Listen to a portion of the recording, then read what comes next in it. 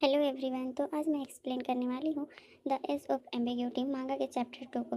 तो चैप्टर 2 की शुरुआत में हम सुयांग को देखते हैं, जहाँ एक लड़का सुयांग के पास आता है और कहता है, क्या तुम मुझे ऐसे ही इग्नोर करते रहोगे? तुम जवाब क्यों नहीं दे रहे हो? तो सुयांग कहता है, सॉरी, मैं भूल गया था। वो लड़का कहता है, तुम बहुत निर्दयी हो, तुम अभी इंटरनेट कैफे जा रहे हो? सुयांग कहता है, नहीं, मुझे ऑनलाइन क्लासेस लेना है। वो लड़का कहता है, बहुत बोरिंग इंसान हो तुम। इसके बाद शुयांग को खाना खाते देखते हैं, जहाँ पर एक लड़का कहता है, मुझे 10 और अंक मिले और मैं जीत गया। समझे? तुमको तब उसका चेहरा देखना चाहिए था। शुयांग उनकी बातों पर ज़्यादा ध्यान नहीं दे रहा होता है। तो वो लड़का कहता है, धिक्कार है तुम पर, जब भी तुम्हारा दोस्त बोलता है तुम बस वो अपनी बात पूरा भी नहीं कर पाता है। तभी शुयांग कहता है, सुंघ्यून, तुम्हें ये पसंद है ना? क्या तुम इसे खाना चाहते हो? वो लड़का खुश होते हुए हाँ कहता है।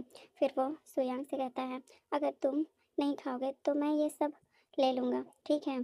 तो सुयांग हाँ कहता है। इसके बाद सीन शिफ्ट होता है, जहाँ अलार्म की आवाज़ सुनकर सुयांग उठता है और वो जब अपना फ़ोन चेक करता है तो उसमें किसी का मिस कॉल होता है। सुयांग सोचता है, कौन है ये किसी अननोन नंबर से है। फिर वो सोचता है, आज मुझे क्लास की सफाई करनी है। इसके बाद सुयांग को क्लास में देखते हैं, जहाँ वो क्लासरूम में देखता है तो वहाँ कोई नहीं होता। सुयांग क्लासरूम की सफाई करता है। सफाई करने के बाद वो बुक्स निकाल कर डेस्क पर रखता है। इसके बाद वो सोचता है, मैंने आज लगभग 30 पेजेस पूरे किए। करेंट लेसन तक का समय निकालना होगा। सुयांग बताता है कि मैं सभी चीज़ों को इग्नोर कर रहा हूँ। इसका कारण सिंपल है कि मैं हाई स्कूल से बिना किसी प्रॉब्लम्स के ग्रेजुएट होकर मैं जिस यूनिवर्सिटी में जाना चाहता हूँ वहाँ जा सकूँ, क्योंकि अब यही वह लक्ष्य है जिसे मैं सबसे अधिक हासिल करना चाहता हूँ। इसके बाद सीन शिफ्ट होता है। हम पास्ट का सीन देखते हैं, जहाँ सुयांग की मोम सुयांग से अपनी स्थिति के बारे में ना बताने के लिए माफ़ी मांग रही होती है। वो कहती है, मैं तब तुमको परेशान नहीं करना चाहती जब तुम विश्वविद्यालय प्रवेश परीक्षा की तैयारी में व्यस्त होंगे। इसके बाद सुयांग बताता है, पिछले 2 वर्षों से इस समय तक मेरी माँ का घुटना पहले से और भी अधिक ज़्यादा खराब होने लगा है, इसलिए वो पहले की तरह काम जारी नहीं रख सकी और उसे आराम की ज़रूरत थी। इसके बाद सुयांग बताता है, हमें अपने अंकल से रहने और हॉस्पिटल के कुछ खर्चों में हेल्प मिल रही है। इसके बाद मॉम कहती है, अभी तुमको चिंता करने की ज़रूरत नहीं है। जब तक कि तुम यूनिवर्सिटी में प्रवेश नहीं ले लेते, तब तक सब ठीक ही रहेगा। तुम्हारे अंकल जल्द ही तुमको स्कूल के पास एक स्टूडियो अपार्टमेंट दिलवा देंगे, ताकि तुम अपनी पढ़ाई पर ध्यान दे सको। तो सुयांग कहता है, फिर आपका आपका ध्यान देखभाल कौन करेगा? तभी उसकी मोम कहती है, सुयांग, तुम बस अपनी मोम की बात सुनो, मैं तुम पर बोझ नहीं बनना चाहती। तुम जानते हो कि यह तुम्हारे लिए एक इम्पोर्टेंट समय है, क्योंकि तुम कोरिया यूनिवर्सिटी में जाना चाहते थे। ऐसे समय में तुमको खुद को संभालना होगा। अभी सिर्फ अपने बारे में सोचो। सुयांग कहता है, बट तो उसकी मोम कहती है, क्या तुमको पता है तुम्हारे चाचा ने क्या कहा? जब तुम बड़े हो जाओगे तो तुम उसे पूरा खर्च चुका सकते हो। वह सचमुच बहुत दयालु है। शायद इसका कारण यह है कि बचपन से ही तुम्हारा पालन पोषण तुम्हारे पिता की वजह उन्होंने किया था। इसके बाद सुयांग कुछ नहीं बोल पाता और उसको बाहर देखते हैं। वो रोते हुए बताता है, मैं इस रियलिटी के बारे में कभी एक बार भी कंप्लेन नहीं की है, सिवाय इसके कि मैं अभी कुछ नहीं कर सकता। मैं एक यूज़फुल पर्सन बनना चाहता हूँ। मैं बस जल्द से जल्द एडल्ट होना चाहता हूँ, ताकि मैं अपने परिवार की किसी भी तरह से हेल्प कर सकूँ।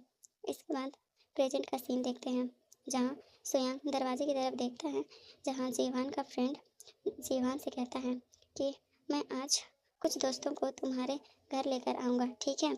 तुम पिछली बार की तरह अपने शब्दों से मुकर नहीं सकते। तो जीवान कहता है, हाँ, मुझे समझ आ गया, तुमको दोबारा कहने की ज़रूरत नहीं है। इसके बाद जीवान को इसके बाद जीवान और सुयांग एक दूसरे को देखने लगते हैं। तभी जीवान का फ्रेंड कहता है, तुम अंदर नहीं आ रहे हो? इसके बाद जीवान अंदर आते हुए सुयांग को ग्रीटिंग करता है, तो सुयांग भी हाँ बोलता है। सुयांग बताता है, खैर, अब मुझे आगे किसी भी तरह की परेशानी से दूर रहना है। इसके बाद सुयांग और लिम ग्यूजिन को साथ देखते हैं, जहाँ ग्यूजिन कहता है, तुम ताई जीवान को जानते हो? तो सुयांग कुछ नहीं बोलता है। इसके बाद सुयांग कहता है, क्या तुम मुझसे अभी सिर्फ इसी वजह से बात कर रहे हो? तो ग्यूजिन कहता है, तुमने उसकी ग्रीटिंग पर रिएक्ट किया, है ना? तो सुयांग कहता है, मैं उस पर रिएक्ट करूँ या ना करूँ, इससे तुम्हारा कोई लेना-देना नहीं है। ग्यूजिन कहता है, मेरा लेना-देना नहीं है। इसके बाद जब ग्यूजिन सुयांग के बालों को टच करता है, तो सुयांग ग्यूजिन का हाथ हटा देता है। तभी ग्यूजिन कहता है, क्या बात है? तुम इतना हंगामा क्यों कर रहे हो? तो सुयांग कहता है, तुम्हारे बारे में क्या? लेकिन ग्यूजिन, तुम ताइजीवान को कैसे जानते हो? तो ग्यूजिन कहता है, बस फ्रेंड है, हम सेकंड ग्रेड में एक ही क्लास में पढ़ते थे। तो सुयांग कहता है, तुम श्योर हो कि बस इतना ही है? तो ग्यूजिन कहता है, क्या? तो सुयांग कहता है, कुछ भी नहीं, भूल जाओ। इसके बाद ग्यूजिन चुपचाप सुयांग को देखने लगता है। इसके बाद ग्यूजिन कहता है, सीरियसली? हे सिंस सुयांग, शायद तुम वो अपना बात कंप्लीट भी नहीं कर पाता है। और सुयांग कहता है, यह वैसा नहीं है जैसा तुम सोच रहे हो, मुझे जाना होगा। इसके बाद सुयांग आगे कहता है, क्लीन ग्यूजिन, मुझसे बात मत करो, इवन दिखावा भी मत करो कि तुम मुझे जानते हो। तुमने 2 साल पहले जो वादा किया था, इसे अंत तक संभाल कर रखो। यह कहकर सुयांग चला जाता है, तो ग्यूजिन अपनी मुट्ठी बंद कर लेता है। इसके बाद जीवन को देखते हैं, जो इन दोनों को देख रहा होता है। यहीं पे चैप्टर 2 एंड होता है। Thanks for watching.